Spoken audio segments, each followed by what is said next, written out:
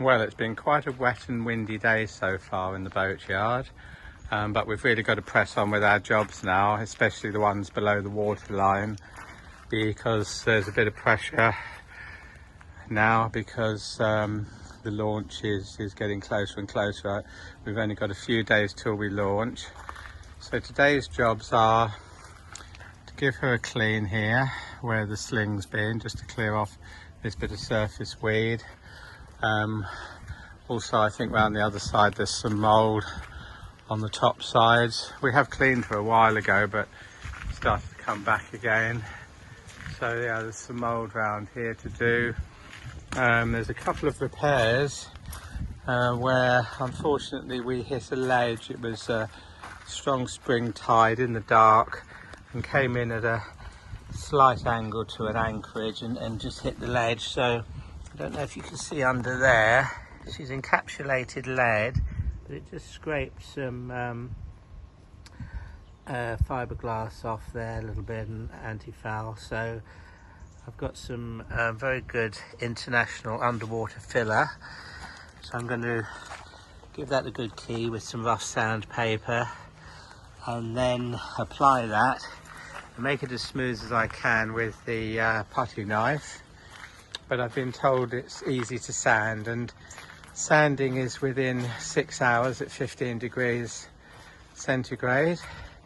Unfortunately for us, we've got 19.5 today, so although it's wet, it's mild, so that's very good.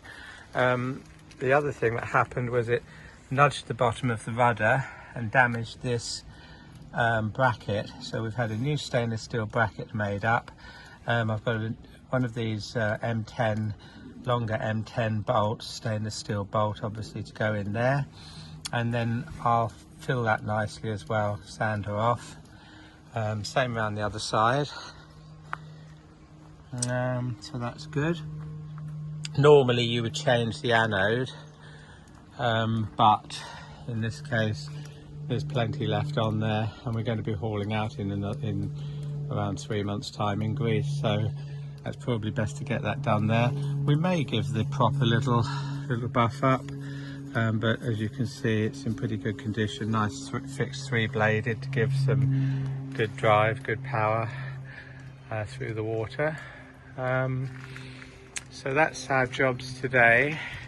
If we can, although it's been raining, the hull itself is not actually wet, is it, particularly? But if we can, we might start sanding as well. I've got an orbital sander, 120 grit sandpaper, so that'll just key the surface nicely, because if we were just to paint on this relatively shiny anti-foul, it would probably flake off, so we want to do that. And then tomorrow we're going to start the anti-fouling, which means of course we've got to mask off along this boot top line here, all the way around, and do a nice neat job here on this point at the bow, you know, possibly with the Stanley knife, and then got small rollers, big rollers and paint brushes, and then we'll give her 2 coats of that nice new anti-foul that we've bought. It's been good practice normally to just do that a few days before launch, but I think some of the anti-fouls now can be done as much as 3 months or even longer before you go in the water, but we're just going to be doing it a few days before, so that's good.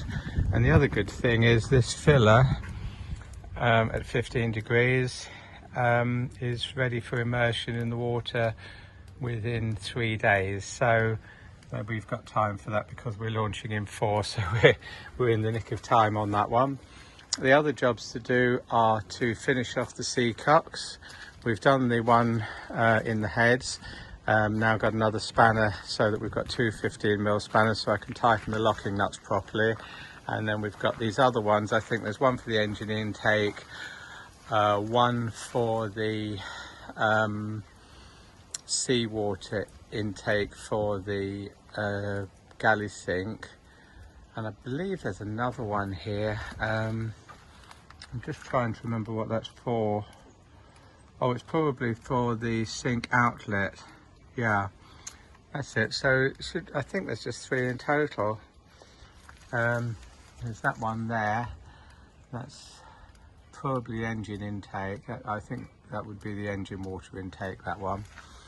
So there we go. Oh no, actually there it is there, because that needs a some kind of strainer on it, so it's facing that way so it gets maximum flow through the water, but at the same time doesn't let any debris or algae, and so that's quite good. So yeah, those are our jobs. So that's what we're going to do today, and then if we've got time we might take the benefit of some shelter, because as I say, it's raining a fair bit here, and go down below and carry on with that seawater pump job for the sink drain that we've now got all the parts to. So there we are. But obviously first priority is get everything done below the water line. Look, there's that bit of mould there, you see, just come back again.